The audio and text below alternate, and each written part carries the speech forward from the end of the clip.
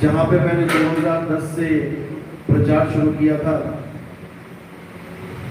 और 5-6 साल यहीं पे काफ़ी प्रचार किया। आज जिनके यहाँ सत्संग है लगभग 2012 में यहीं पे सत्संग किया गया था, तो उसके बाद मौका नहीं लगा क्योंकि प्रचार में बिजी हो गए थे। आज ये सत्संग वहीं पे आयोजित किया गया है। तब भी मेरी एक ही बात थी और आज भी मेरी एक ही बात है। यहाँ पर गिद्दड़बाहा से भी राम प्रसाद जी बैठे हैं। लगभग 2012-13 के करीब ये रामपाल जी के शिष्य हैं। 2012-13 में जब मैं प्रचार करता हुआ ट्रेनों में जाता था, तब गिद्दड़बाहा में मैं जब प्रचार करने गया तो ये लोग मुझे वहां मिले। तब ये मेरी बात नहीं सुनते थे।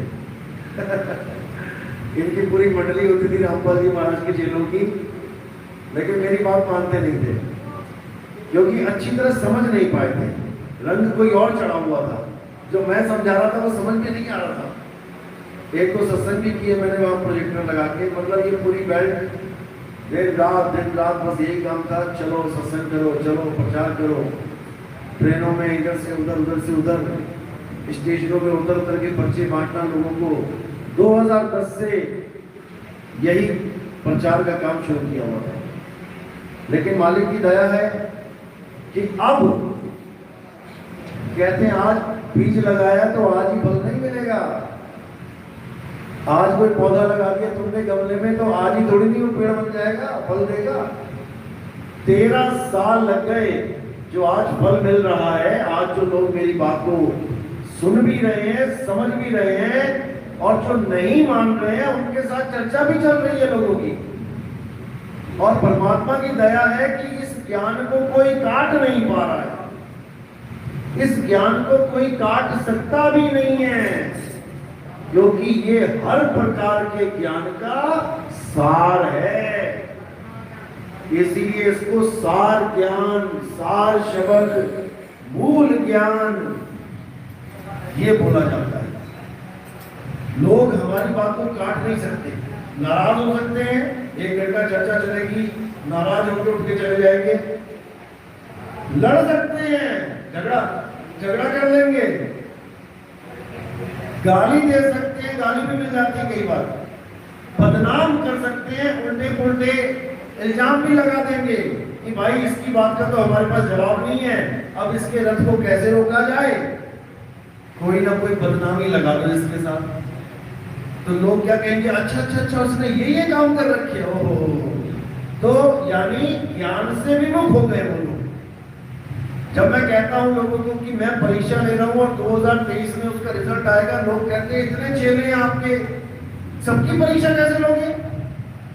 टीचर तो सबकी परीक्षा लेता है ना। मैं भी सबकी परीक्षा ले रहा हूं। कैसे ले रहा हूं? जितने भी मुझे गालियां देते हैं, जितने भी लोग मुझे बदनाम करते हैं, जितने भी वीडियोस आपके कान में पड़ती हैं, यूट्यूब पे भरमार है मेरे नाम पे, अब वो वीडियो सुनने के बाद, समझने के बाद अगर आप टिकते हो तो आप पास हो, आपको मुक्ति मिलने से कोई रोक ही नहीं सकता। और अगर आप इस जो प्रचार चल रहा है मेरे खिलाफ, उसको सुन के विचलित हो जाते, कर भी नहीं सकता। ये समझ लो कि ये ज्ञान बार बार नहीं मिलेगा कि कोई कहे अरे नितिन दास आया था, फिर कोई नितिन दास आ जाएगा समझाने। ये तुम्हारी गलत फहमी है। ये ज्ञान चारों युग में एक बार मिलता है। कबीर साहब कह रहे हैं, जब मैं जीवों को चेताने के लिए सतयुग में आने लगा तो काल भगवान कहता, महाराज जी सतयुग द्वापर त्रेता में पथ मत चलाना, कुछ कुछ जीवों को ले जाना। तो कबीर साहब ने वहां वादा कर दिया कि ठीक है, अगर तू इतना दीन होके मांग ही रहा है, भीख मांग रहा है, तो चल भिखारी ये भी तुझे दे दिया कि 3 युगों जिंदगियों में हम थोड़े थोड़े जीव ले जाएंगे, पंथ नहीं चलाएंगे, लेकिन जब चौथा युग आएगा और जब मेरे मूल ज्ञान का डंका बजेगा तो मैं सारी कसर निकाल लूंगा। जो तू सोच रहा है कि द्वापर, त्रेता और सतयुग में कम जीव जाएंगे तो तेरा फायदा हो गया, याद रखना कसर निकाल दूंगा, ऐसा ज्ञान बोलूंगा कि सुनने वाले हैरान हो जाएंगे कि बाप रे बाप, ये कौन सा ज्ञान आ गया। बूढ़े हो गए लोग, गुरुओं के चक्कर काटते काटते मरने वाली हालत है। ऐसे ऐसे फोन आते हैं, गुरुजी आज का नहीं पता, कल का नहीं पता, 100 साल उम्र हो गई है। वो भी हैरान हो जाते हैं इस मूल ज्ञान को सुन के कि आज तक ये ज्ञान कहां था। तो सोचो इसके बाद आएगा क्या? नहीं आएगा। यही आखिरी पौड़ी है। इस पौड़ी के जो नर चूके आए जाए दुख पाए। जो इंसान इस ज्ञान को दुत्कार देगा, इस ज्ञान को छोड़ देगा, इस पूरे अखिल ब्रह्मांड में ऐसा कोई ज्ञान नहीं है जिससे उसकी मुक्ति हो जाएगी। ये कबीर साहब का वचन है। कबीर साहब ने बोला कि 12 पंथ खत्म होंगे तब मेरा मूल ज्ञान प्रकट होगा। और ये 12 पंथ काल भगवान के यानी मन के ही है। ये मनमुखी पंथ है जो मन की ही साधना करा के तुम्हें मन के ही मुंह में लेके जा रहे हैं। मन ही काल है। काल के मुंह में जाने का मतलब है कि मनमुखी साधना करना, और परमात्मा को पाने का मतलब है गुरुमुखी साधना करना। तो जो लोग इस पौड़ी से चूक जाएंगे उनका आना जाना सदा सदा लगा रहेगा। उनको फिर से युगों युग तक इंतजार करना पड़ेगा। सोचो, आज हमारे सत्संग सुन के 6 महीने का इंतजार नहीं हो रहा लोगों से। नाम दीक्षा लेने आते हैं, जब मैं कहता हूँ ये 52 अक्षर जपने हैं, कब तक? 6 महीने। अरे गुरुजी बहुत ज्यादा होते हैं 6 महीने। चिंता हो जाती 6 महीने में कहीं चले ना जाए। तो जब 6 महीने नहीं बीत पा रहे हैं तो सोचो युग कैसे बीतेंगे। इसीलिए हर जीव की परीक्षा हो रही है। लोग कहते हैं आपके खिलाफ इतना षड्यंत्र, इतनी झूठी अफवाहें फैल रखी हैं, आप एक बार एफआईआर कर दो, इन सबको घर से उठा के मारेगी पुलिस। लेकिन नहीं करना है। क्यों? क्योंकि छलनी ऐसे ही चलेगी। वो छलनी चला रहे हैं। आटा छानते हो ना, बिना छाने से डाल के खा लेते हो क्या? छलनी चलाते, छलनी, उसमें से जो गिर जाता है वो खाने योग्य होता है, और जो छन जाता है, ऊपर रह जाता है, वो त्यागने योग्य होता है। तो इसी प्रकार हमारे पास भी शिष्यों की भरमार है जो अभी छलनी में चल रहे हैं। हर जीव की परीक्षा हो रही है। अब ये देखना है कि हम कितने अटल हैं। यही परीक्षा कबीर साहब ने भी ली थी। कैसे ली थी? एक वैश्या के साथ खड़े हो गए और गंगा जल रूपी दारू की बोतल हाथ में पकड़ ली। अब निकले चौक से, अब जो देख रहा है, अरे रे रे रे, अनर्थ कर दिया, गुरुजी ने अनर्थ कर दिया। ये नहीं समझ रहे जो गुरुजी तुम्हें ज्ञान दे रहा है, जो तुम्हें मुक्ति का रास्ता बता रहा है, क्या वो अनर्थ भी कर सकता है? बुद्धि पे ताले लगा देता है काल भगवान।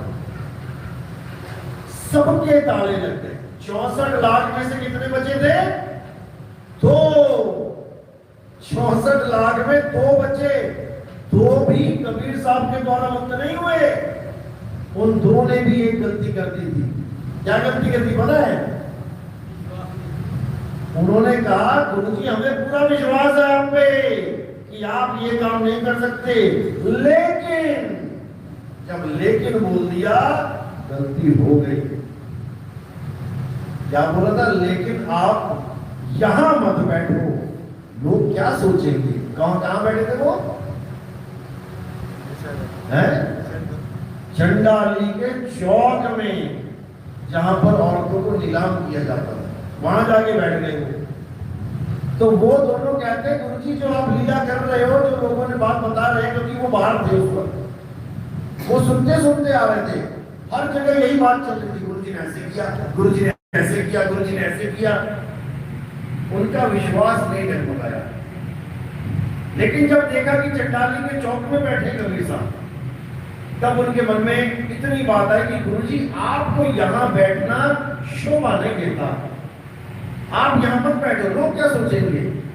बस इतनी पे ही कबीर साहब ने कहा अब तुम्हारा मुक्तिदाता कोई और होगा, अब तुम हमारे द्वारा नहीं जाओगे यहाँ से। फिर उनकी मुक्ति किसी और संत ने करी थी।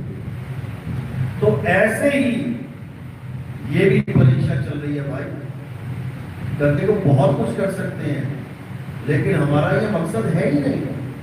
कोई आपके खिलाफ कुछ बोलता है, आप एक FIR करो, मानहानि का दावा करो, और उसने इंटरनेट पे बोल रखा, वो तो मना भी नहीं कर सकता कि मैंने ये नहीं बोला, उसी की आवाज है, उसी वक्त कार्रवाई हो जाएगी। लेकिन यही परीक्षा है। हम तो कहते हैं और बोलो, और गंदा बोलो, इतना गंदा बोलो कि लोगों को शर्म आने लग जाए कि नितिन दास के पास नाम ले भी कि नहीं ले। तभी हीरा परख के बाहर आएगा। जो लोक लाज को त्याग देगा, जैसे मीराबाई थी, अब उनके गुरुजी कौन थे? रविदास जी महाराज चमड़े का जूता बनाते थे। जब नाम लेने आई थी कबीर साहब के पास, तो कबीर साहब ने रविदास जी के पास भेज दिया, वहां जा। क्या बोलते हैं जूता बनाने वालों को? मोची। और जात के क्या होते हैं? चमियार। वहां बैठे हैं वो, जा, और वो राजपूत थी। अब अगर उसके अंदर लोकलाज होती, वो एक कदम न चल पाती। उसने लोकलाज को किनारे रख दिया और सीधे गुरुजी के चरणों में गई और उनसे नाम दीक्षा ली। तब जाके वो पार हुई, नहीं तो वो कृष्ण जी की मूर्ति लेके घूमती थी। मीराबाई कृष्ण जी की मूर्ति लेके घूमती थी गली गली में। लोगों को आज तक ये यकीन है कि उनकी मुक्ति कृष्ण जी ने करी है, जबकि कहानी कुछ और है। मीराबाई के गुरुजी रविदास जी हैं, और मीराबाई के भजन सुनेंगे तो सतगुरु की महिमा गा रही है। कृष्ण जी के बारे में जो भजन गाए वो तो गाए, लेकिन उसको समझ में आया कि जो मूर्ति पकड़ी हुई है मैंने, ये मैंने की है, जिसको मैं पकड़ रही हूं वो छूट जाएगी। अगर कृष्ण जी मुझे पकड़ ले तब मैं नहीं छूटूंगी, लेकिन ये पकड़ता ही नहीं है, ये पकड़ते ही नहीं है। मैंने पकड़ रखा है इन्हें, एक दिन प्राण निकलेंगे ये छूट जाएगी। तब उसके दिमाग में बड़ी सत्संग जब सुना तो कबीर साहब ने समझाया कि जिस जिसको तुमने पकड़ा हुआ है वो सब छूट जाएंगे। अपनी बांह खुद पकड़ा दो मालिक को, अब नहीं छूटेगा। एक छोटे से बच्चे ने पिता की उंगली पकड़ी है, हल्का सा झटका लगा, छूट जाएगी। लेकिन अगर एक पिता ने अपने बच्चे की बांह पकड़ी है तो नहीं छूटेगी। और जहां भगवान है वो मुझे पता ही नहीं। तो जब भेद मीरा भाई को समझाया